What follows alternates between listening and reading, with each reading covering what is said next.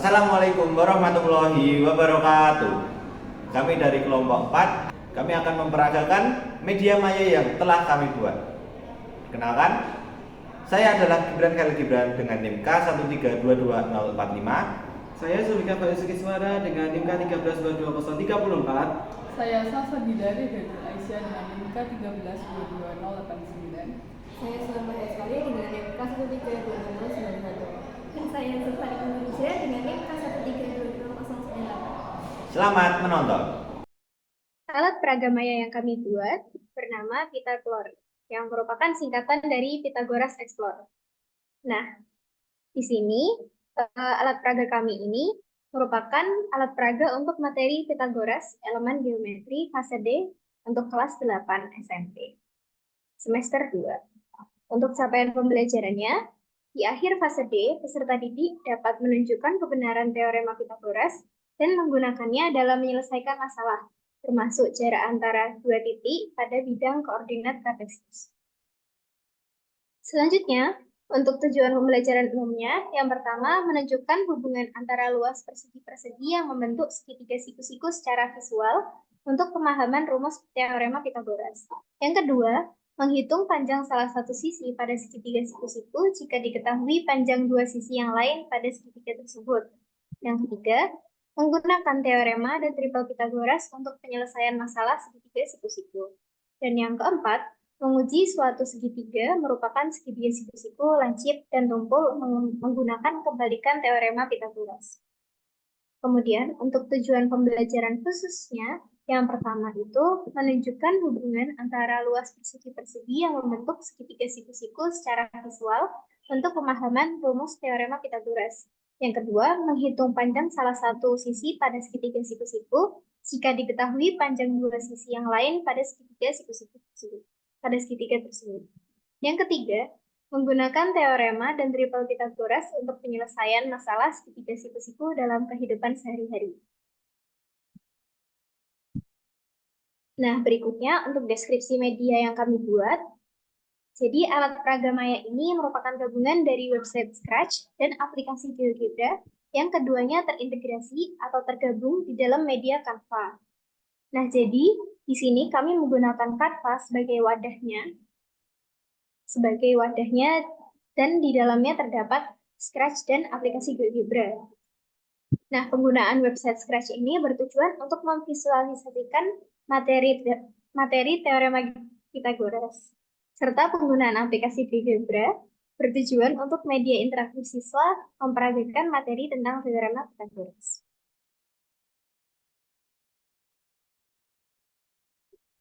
Ya, jadi di sini kami menggunakan Scratch, GeoGebra, dan juga Canva.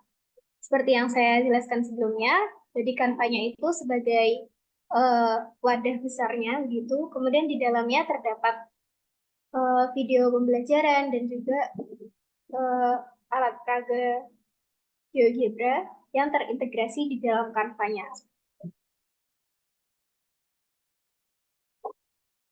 Nah, selanjutnya untuk kelebihan dan kekurangan dari media kami, yang pertama untuk kelebihannya itu, yang pertama media cenderung lebih fleksibel, jadi bisa diakses dimanapun dan kapanpun, serta bisa diakses secara bersama-sama. Jadi media kami ini bisa diakses melalui HP, bisa juga menggunakan laptop maupun komputer. Dan juga media kami karena fleksibel, karena bisa diakses di device manapun, jadi bisa diakses kapanpun. Jadi misalkan baru di luar rumah, begitu pun bisa mengakses melalui handphone gitu. Nah, dan juga media kami ini bisa diakses secara bersama-sama. Jadi jika terdapat lebih dari satu siswa yang mengakses media, maka semua siswa dapat mengakses secara bersama-sama eh, tanpa terpengaruh yang lain gitu. Jadi kemudian selanjutnya yang kedua, media maya lebih tak terbatas daripada media nyata yang cenderung terbatas. Nah, karena alat peraga yang kami buat ini merupakan media maya, jadi pengembangannya masih bisa lebih luas lagi dan masih bisa dikembangkan lebih lanjut, sehingga bisa menjadi tak terbatas dalam pengembangannya gitu. Ketiga, media cenderung lebih menarik karena media bersifat interaktif dan bisa diperagakan secara maya oleh siswa. Nah, jadi di dalam media maya kami ini kan tadi menggunakan Scratch dan juga GeoGebra. Nah, Scratch dan GeoGebra itu bisa digerakkan oleh siswa, jadi siswa dapat berinteraksi dengan Scratch dan GeoGebra-nya tersebut. Jadi bisa eh, menjalankan Scratch-nya, bisa mendengarkan Scratch-nya dengan interaktif dan juga bisa eh, mengerjakan soal-soal pada Scratch sebagai evaluasinya nantinya. Yang akan dijelaskan selanjutnya. Yang keempat, pembuatan media cenderung lebih murah tanpa biaya. Jadi karena ini maya, jadi tidak perlu membeli alat atau bahan untuk membuat media ini.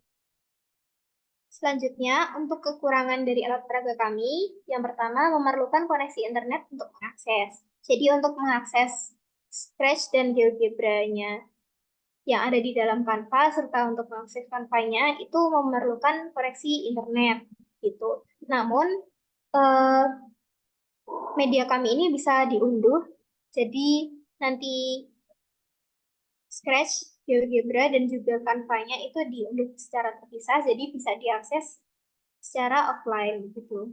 Nah, yang kedua memerlukan device HP atau laptop. Jadi untuk menjalankan Canva-nya yang di dalamnya terdapat GeoGebra dan juga Scratch itu memerlukan device, jadi mengakses dengan HP atau laptop gitu. Nah, untuk yang ketiga, kekurangannya adalah harus memiliki akun Canva. Jadi karena alat peraga yang kami dibuat menggunakan Canva, jadi untuk mengaksesnya juga harus memiliki akun Canva. Selanjutnya, di sini saya akan menjelaskan mengenai fitur-fitur pada alat peraga kami. Jadi di sini eh, merupakan tampilan awal dari alat peraga kami, yakni terdapat judul, identitas kelompok, dan juga tombol start, di mana untuk memulai alat peraganya diperlukan untuk memencet tombol start. Nah, setelah ditekan tombol start, maka akan menuju ke menu utama. Di sini terdapat 5 menu, yakni menu petunjuk, CP dan TP, materi, evaluasi, dan juga profil. Pertama-tama, untuk menu petunjuk, pada menu petunjuk ini menjelaskan mengenai fitur-fitur yang ada di alat peraga kami, yakni tombol-tombolnya. Yang pertama ada tombol home untuk kembali ke halaman menu, kemudian ada tombol exit untuk keluar dari media, kemudian ada tombol back untuk kembali ke halaman sebelumnya, dan juga ada tombol next untuk lanjut ke halaman berikutnya. Jadi di sini dari halaman petunjuk ini sendiri terdapat tombol exit di pojok kanan atas dan juga terdapat tombol home untuk kembali ke halaman menu. Nah, di sini saya akan mengklik tombol home-nya untuk kembali ke halaman menu awal. Nah, selanjutnya di sini ada CP dan TP. Jadi jika kita klik eh, menu CP dan TP, maka akan menuju capaian pembelajaran terlebih dahulu. Jadi di sini terdapat capaian pembelajaran yang sebelumnya sudah dijelaskan. Nah, di sini kemudian ada tombol next, home, dan exit. Nah, untuk menuju ke TP-nya, tujuan pembelajarannya, maka mengeklik tombol next. Nah, setelah diklik tombol next, maka terdapat tujuan pembelajaran. Di sini tujuan pembelajarannya yang tercantum merupakan tujuan pembelajaran khusus saja. Nah, selanjutnya kita bisa kembali ke menu utama untuk melihat menu yang lain. Selanjutnya di sini ada menu materi. Nah, setelah mengeklik menu materi tadi, muncul halaman menu materi. Terdapat 9 menu lanjutan. Yang pertama tadi jenis-jenis segitiga yang sudah saya klik ini. Kemudian bisa kembali ke menu materi tadi dengan mengeklik tombol materi. Nah, setelah kembali ke tombol materi, nanti bisa mengeklik tombol-tombol yang lain, misal tombol materi yang lain. Nah, selanjutnya untuk kembali ke menu awal, kita bisa klik tombol home lagi. Kemudian kita melihat menu evaluasi. Setelah mengeklik menu evaluasi, maka terdapat halaman Ayo Berlatih, dan di sini terdapat menu materi untuk jika ingin melihat materinya terlebih dahulu, dan juga terdapat tombol home untuk kembali ke menu utama, dan terdapat tombol next, di mana jika dipencet tombol next, maka akan berlanjut ke halaman evaluasinya. Nah, setelah dipencet tombol next, maka di sini terdapat tombol back, home, dan juga tombol materi. Nah, di sini jika ingin melihat lagi materinya, bisa mengklik tombol materi, dan jika ingin kembali ke menu sebelumnya bisa back, dan juga jika ingin kembali ke menu utama bisa mengklik tombol home. Yang terakhir, yang kelima, ada menu profil, dan di mana jika kita klik maka terdapat nama-nama anggota dan juga foto anggota kelompok kami. Nah, selanjutnya kita coba untuk mengeklik tombol exit. Nah, jika mengeklik tombol exit, maka di sini akan terdapat ucapan terima kasih, dan untuk keluarnya bisa mengeklik keluar dari layar penuh yang ada di bawah ini, atau mengeklik tombol escape atau ESC dari keyboard. Sebelum memasuki fitur evaluasi, kita akan mengeksplorasi terkait dengan materi Pythagoras.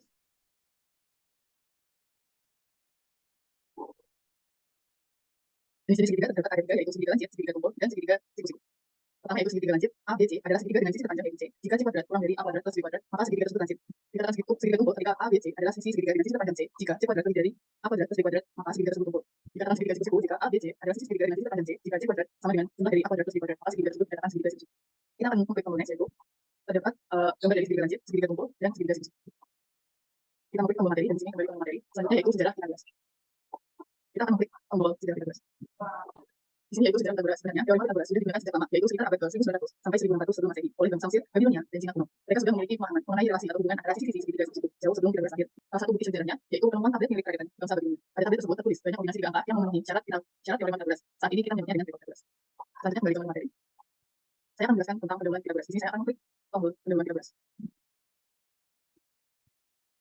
Pada bagian pendahuluan Pythagoras ini, kita akan mengenal konsep, yaitu jika ada segitiga siku ABC seperti gambar ini, kemudian sisi A dan sisi D merupakan sisi tegak pada segitiga siku, sementara sisi C merupakan sisi miring atau hipotenusa segitiga siku. Sisi hipotenusa ini selalu berhadapan dengan sudut siku-sikunya, sehingga sisi tersebut merupakan sisi yang terpanjang. Jadi teorema Pythagoras adalah teorema yang menjelaskan hubungan panjang sisi pada segitiga siku. Oleh karena itu, teorema ini hanya berlaku pada segitiga siku saja. Selanjutnya kita kembali ke materi. Untuk teorema Pythagoras akan dijelaskan oleh teman saya. Yang selanjutnya yaitu adalah materi mengenai tentang teorema Pythagoras. Langsung saja kita terangkan pembagiannya apa. Teorema Pythagoras. Teorema Pythagoras menyatakan bahwa kuadrat panjang hipotenusa pada suatu segitiga siku, yaitu 190 derajat, adalah sama dengan jumlah kuadrat panjang sisi lainnya. Maka ulang rumus teorema Pythagoras yaitu sebagai berikut: A kuadrat tambah B kuadrat sama dengan C kuadrat. Dengan C adalah hipotenusa atau sisi miring atau sisi terpanjang dari segitiga siku, sedangkan A dan B adalah sisi tegak dan sisi alas dari suatu segitiga siku. Selanjutnya kita akan kembali menekan yaitu tombol materi untuk kembali ke data materinya.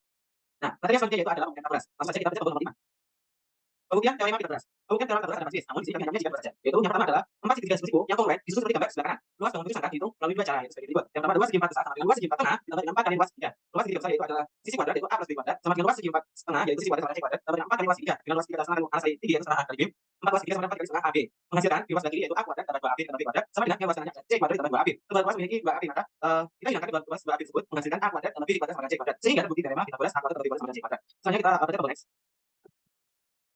Pembuktian teorema Pythagoras yang kedua. Untuk teorema ini, pembuktian teorema Pythagoras selalu aktivitas dan geometri samping. Adapun untuk contoh langkah sebagai berikut. Yang pertama, geser titik A dan B sehingga dua segitiga siku yang diinginkan. Yang kedua, perhatikan apa yang terjadi pada luas persegi BDEC, luas persegi ACGF, dan luas persegi ABIH. Yang ketiga, tulis luas persegi ABIH dalam C, luas persegi BDEC dalam A, dan luas persegi ACGF dalam B. Sehingga diperoleh luas BDEC sama dengan A kuadrat, luas ABIH sama dengan C kuadrat, serta luas ACGF sama dengan B kuadrat. Langkah yang selanjutnya adalah tarik dan letakkan puzzle pada persegi BDEC ke bidang daerah ABIH seperti ini. Oke, langkah yang selanjutnya adalah tarik dan letakkan puzzle pada persegi ACFG ke bidang daerah ABIH seperti ini.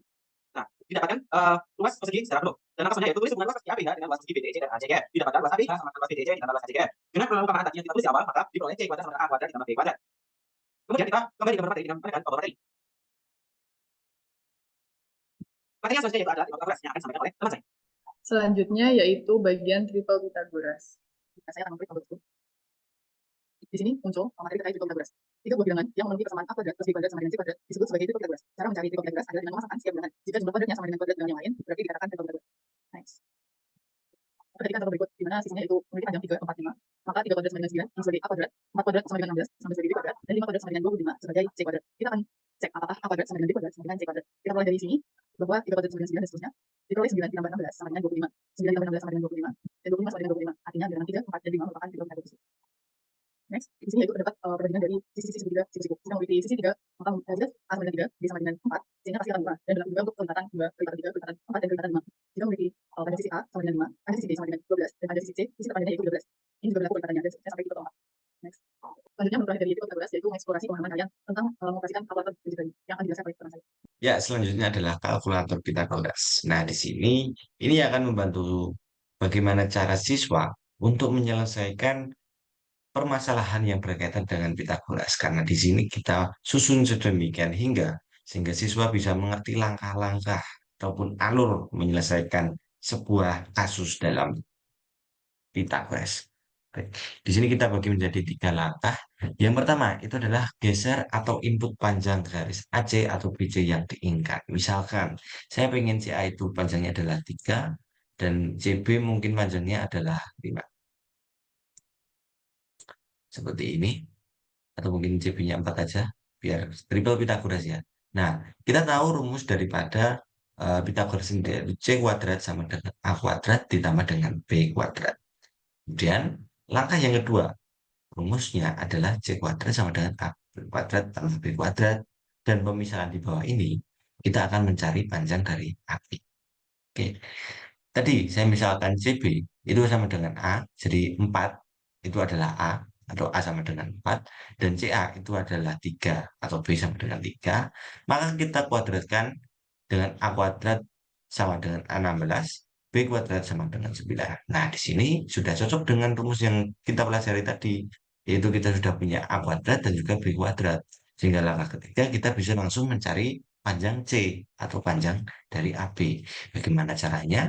Dari kita input, misalkan tadi punya angka 16 di sini, berarti A kuadrat sama dengan 16, dan kita punya 9 di sini, berarti B kuadrat sama dengan 9, sehingga 16 ditambah 9 sama dengan 25. Tapi itu masih dalam bentuk C kuadrat. C kuadrat sama dengan 25 diakarkan sehingga mendapatkan C sama dengan 5. Nah, di sini juga sudah kita berikan ilustrasinya. Misalkan persegi pertama ini luasnya adalah 16 ya, artinya panjang BC itu adalah 4, dan persegi yang kedua ini luasnya adalah 9, sehingga panjangnya CA itu adalah 3, dan kita jumlahkan 16 tadi tambah 9, atau persegi pertama tambah persegi kedua, hasilnya adalah persegi ketiga dengan panjang atau luas adalah 25, sehingga panjangnya adalah 5. Kita bisa mencoba angka lain, contoh misalkan 5, mungkin di sini 12 ya, wah besar sekali ya. Tapi kita bisa zoom out untuk melihat lebih kecilnya. Nah, di sini didapatkan persegi pertama itu luasnya 144, sehingga panjang dari BC itu adalah 12, dan kemudian persegi yang kedua itu luasnya adalah 25 dan panjangnya adalah 5, sehingga kita jumlahkan 144 tambah 25 yaitu adalah 169. Jika kita akarkan, maka mendapatkan panjang BC yaitu adalah 3. Seperti itu. Dan ini akan membantu penanaman langkah ataupun alur dalam penyelesaian kalkulator Pitagoras atau perhitungan Pitagoras. Seperti itu. Selanjutnya yaitu perbandingan sisi segitiga siku-siku. Saya akan memberi contoh. Pada bagian ini terdapat 2 jenis perbandingan, yaitu dengan sudut 90 derajat, 45 derajat, dan 45 derajat, di mana ini segitiga siku sama kaki. Jika kita mencari perbandingannya yaitu PG banding PR banding GR sama dengan A banding A akar 2, atau jika kita membagi dengan A semuanya sama dengan 1 banding 1 banding akar 2. Selanjutnya yaitu perbandingan dengan sudutnya yaitu 90 derajat, 36 derajat, dan 60 derajat. Perbandingannya yaitu AD banding BC banding AC sama dengan A banding A akar 3 banding 2A, di mana jika kita membagi semuanya dengan A diperoleh 1 banding akar 3 banding 2. Selanjutnya kita akan kembali ke materi. Untuk bagian video pembelajaran akan dijelaskan oleh teman saya. Nah, pada menu materi ini kita bisa melihat nomor 8, yaitu video pembelajaran. Nah, apabila kita klik video pembelajaran ini, nah, ini akan muncul sebuah video pembelajaran pengantar terkait materi teorema Pitagoras. Nah, video ini berasal dari Scratch yang kemudian kita masukkan ke Canva, integrasikan ke Canva gitu. Nah, video ini itu berisikan sebuah konsep pengantar untuk mengantarkan pemahaman kalian terhadap teorema Pythagoras gitu. Nah, untuk memulai video ini kita bisa menekan tombol bergambar bendera hijau ini dan tombol ini untuk memberhentikan video. Tetapi kalau misalkan kalian sudah memulai videonya, kemudian kalian klik tombol ini, itu nanti videonya akan berhenti dan ketika kalian play lagi akan mulai dari awal lagi videonya. Jadi kalian harus menonton video ini dari awal sampai akhir gitu. Nah, untuk isi videonya apa kita bisa lihat dengan memulai video ini. Mari kita saksikan bersama-sama ya. Halo teman-teman, perkenalkan saya adalah Ebi, seorang calculer. Sebelum kalian memulai belajar tentang Pythagoras, saya akan mengajak kalian bergabung di 30. Memandang di 30 itu mudah sekali loh. Yuk kita mulai perjalanan kita. Sebelum mulai perjalanan, saya akan melakukan peta perjalanan kita di 30. Nah, ini peta kita. Sekarang ini posisi kita berada di pulau A. Perjalanan kita yang pertama yaitu menuju pulau B ke arah selatan. Kira-kira jarak antara pulau A dan B adalah 3 km. Kita bisa lihat di sana ada sebuah kapal. Kemudian kita akan menaiki kapal tersebut untuk memulai perjalanan kita. Yuk langsung saja kita mulai perjalanan kita menuju pulau B. Nah, sekarang kita sudah sampai di pulau B. Wow, pemandangan di sini indah sekali ya. Selanjutnya kita akan melanjutkan perjalanan kita ke Pulau J. Untuk menuju Pulau J, kita akan pergi ke arah timur dengan jarak 4 km dari sini. Di sana pemandangannya tidak kalah bagus loh. Kita lanjutkan perjalanan kita menuju Pulau J. Akhirnya kita sampai di Pulau J. Wah, pemandangannya indah sekali ya. Oh iya teman-teman, perjalanan terakhir kita kembali ke Pulau A. Berarti kita ke arah mana ya akan sampai di Pulau A kembali? Apakah kita perlu kembali ke Pulau B terlebih dahulu, lalu dari Pulau B kembali ke Pulau A? Sepertinya akan memakan waktu yang cukup lama ya, karena perlu menempuh jarak 7 km. Mari kita lihat peta perjalanan. Nah, dilihat dari peta, berarti kita perlu pergi ke arah barat laut untuk menuju Pulau A dengan jarak 5 km. Ternyata jaraknya lebih pendek ya daripada kembali lagi ke Pulau B, baru kembali lagi ke Pulau A. Yuk kita kembali ke Pulau A. Akhirnya kita telah sampai di Pulau A kembali. Setelah perjalanan panjang kita istirahat sebentar dulu ya. Nah, pada saat kita berada di Pulau A, kita untuk kembali ke Pulau A. Kita sempat dikerjakan untuk kembali ke Pulau B terlebih dahulu, baru ke Pulau A, namun jaraknya 7 km. Kemudian setelah kita melihat peta, ternyata jarak Pulau C ke A adalah 5 km, di mana jaraknya lebih pendek. Bagaimana jika di peta tidak tertulis bahwa jarak Pulau C ke A adalah 5 km? Apakah kita akan kembali ke Pulau B terlebih dahulu, lalu baru ke Pulau A lagi? Jika kita lebih cepat melihat peta, Pulau A dan C jika dihubungkan akan membentuk sebuah segitiga loh. Mari kita lihat lebih detail. Ini peta perjalanan kita. Jika ketiga pulau dihubungkan, maka akan membentuk segitiga. Nah, jika di peta tidak tertulis jarak Pulau C ke A adalah 5 km, kita bisa menghitungnya menggunakan teorema Pythagoras loh. Nah, kira-kira teorema Pythagoras itu bagaimana ya? Nah, itu sedikit video singkat ya. Nah, kita akan mencoba kalau misalkan kita play videonya terus kita pencet tombol ini, pasti videonya akan kembali mengulang. Jadi bukan tombol pause ya. Kalau pause kan untuk melanjutkan, tapi kalau tombol ini itu untuk memberhentikan. Halo teman-teman, perkenalkan saya adalah Ebi, seorang traveler. Oke, kita klik ya. Sebelum kalian memulai, Terus kita lagi.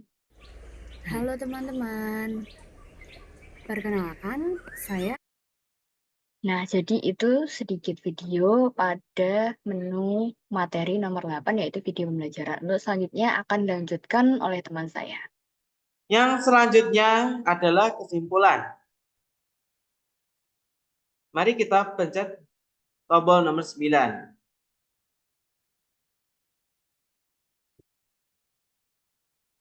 Kesimpulan yang dapat diambil dari seluruh materi yang telah disampaikan tadi adalah teorema Pythagoras adalah suatu prinsip matematika yang paling terkenal dan paling penting. Teorema ini ditemukan oleh matematika Yunani kuno yaitu Pythagoras yang hidup sekitar tahun 510 hingga 495 sebelum Masehi. Teorema Pythagoras menghubungkan panjang sisi segitiga dalam segitiga siku dan memiliki indikasi besar dalam matematika, fisika, dan banyak indikasi lain. Teorema Pythagoras menyatakan bahwa dalam sebuah segitiga siku, kuadrat panjang sisi terpanjang berikut sama dengan jumlah kuadrat sisi lain. Dalam matematis, teorema ini dapat dirumuskan sebagai berikut: C kuadrat sama dengan A kuadrat ditambah dengan B kuadrat, dengan A dan B adalah panjang sisi yang betul seluruh siku, dan C adalah panjang hipotenusa atau sisi keseluruhan dari siku sebagai sisi terpanjang dalam segitiga siku.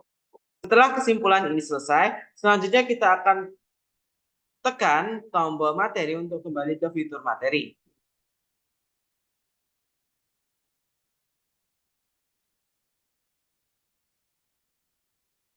Oke, setelah kita lihat bersama, ternyata untuk fitur materi telah semua kita explore. Maka selanjutnya kita akan tekan untuk tombol home untuk kembali ke menu utama.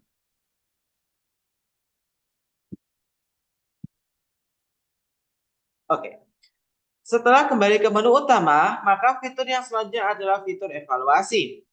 Untuk fitur evaluasi ini, jika ditekan, maka akan masuk ke dalam tampilan evaluasi. Dengan menggunakan Scratch Pitapoller, ada beberapa menu-menu yang ditampilkan, yaitu diantaranya adalah petualangan, informasi, indikator, dan perbekalan. Untuk petualangan, pilih petualangan untuk mulai berlatih. Pilih informasi untuk melihat profil penyusun. pilih indikator untuk melihat CP dan TP, dan terakhir pilih perbekalan untuk melihat materi. Gerakan beruang dengan menekan keyboard dan tekan spasi untuk melompat. Dengarkan seluruh instruksi dengan baik. Untuk penjelasan lebih lanjut mengenai evaluasi akan dijelaskan dan dipraktekkan langsung oleh teman saya. Yang selanjutnya adalah permainan Pitagoras. Nah, di sini kita mendesain sebuah media belajar yang mana ini berisikan tentang soal-soal, tetapi di sini kita susun menjadi 10 level. Artinya, nanti siswa kita analogikan sebagai karakter ini atau karakter si beruang, dan dia memiliki misi ataupun tujuan untuk menyelesaikan 10 level atau 10 tahapan itu, dan kemudian siswa bisa mendapatkan harta karun. Ini menarik banget, ini sangat menarik untuk siswa.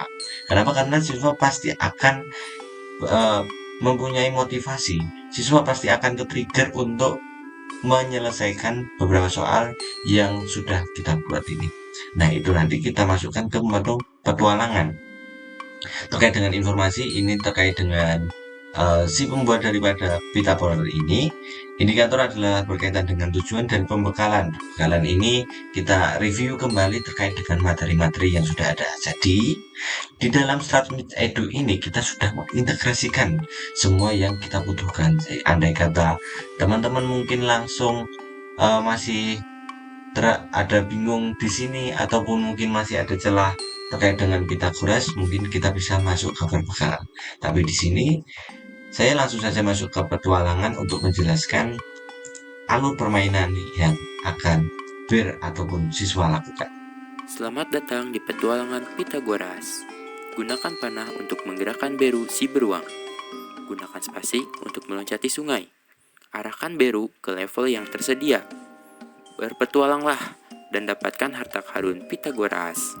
Nah, di sini beru atau si beruangnya itu bisa dimainkan siswa dengan arah panah. Jadi siswa bisa bermain, bisa jalan-jalan ke sini, atas, bawah, kanan, kiri, bisa juga melompat.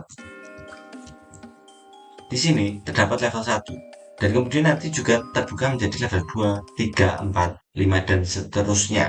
Tapi untuk membuka level itu kita harus melewati langkah yang pertama dulu, atau melewati dan menyelesaikan soal yang pertama. Misalkan di sini saya pijak level 1 dan lompat. Nah, muncul satu soal. Diketahui segitiga dengan masing-masing panjang sisinya adalah 6, 9, 12. Maka segitiga tersebut berbentuk segitiga. Nah, nanti siswa berpikir dan juga menyelesaikan, bisa dengan diskusi dengan temannya, atau mungkin juga bisa bermain sendiri untuk menyelesaikan soal ini. Contoh, misalkan saya menjawabnya adalah siku-siku. Wah, ternyata jawabannya salah. Jawabannya bukan siku-siku, karena tadi muncul tanda tetot ataupun tanda salah. Maka jawabannya adalah dukul. Jawaban yang benar ditandai dengan suara seperti itu. Tada! Oke, kita lanjut ke level kedua. Nah, di sini muncul lagi soal. Dan di sini kita mulai lagi dengan angka. Nah, tadinya masih angka dan yang sederhana karena hanya menentukan sifat dari segitiga. Di sini sudah masuk ke ranah angka-angka. Soal yang kami desain itu memang diurutkan dari level yang terendah, dan kemudian nanti berangsur-angsur naik, dan nanti di level yang puncaknya itu adalah soal yang paling sulit. Seperti itu. Nah, di sini diketahui segitiga siku-siku dengan panjang sisi alasnya adalah 5 cm dan sisi tegaknya adalah 12. Maka panjang sisi miringnya adalah, di sini mungkin saya bisa langsung jawab ke 10. Oh, masih salah. Ternyata saya hitung lagi, coba. Oke, berarti nanti 25 kuadrat ditambah dengan 144 kuadrat. Artinya jawabannya adalah 169 diakarkan. Oh, jawabannya adalah 13. Begitu seterusnya hingga nanti level ke 10. Nah, setelah kita menyelesaikan 9 soal yang telah tersedia, muncullah harta karun yang berada di sini. Nah, ini kemudian nanti birnya kita bisa mainkan ke sana.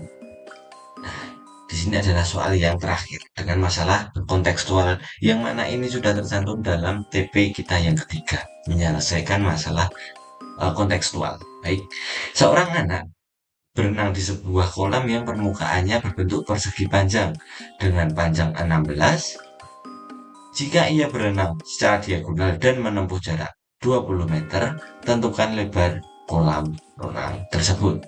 Artinya, di sini kita dapatkan panjangnya adalah 16, yang mana ini bisa kita analogikan sebagai alas, kemudian diagonalnya adalah 20. Oh, artinya 20 ini adalah hipotenusanya. Berarti nanti misalkan kita hitung, itu adalah 20 kuadrat atau 400 dikurangi dengan 16 kuadrat, sehingga menyisakan sekitar 144, dan kita akarkan, maka jawabannya adalah 12. Apakah benar? Oh, ternyata benar, dan nanti siswa akan mendapatkan hadiah sebuah harta karun seperti itu. Nah, itu adalah penjelasan singkat terkait dengan Pythagoras. Masih bisa kita kembangkan lagi terkait dengan media belajar ini, dan sekian.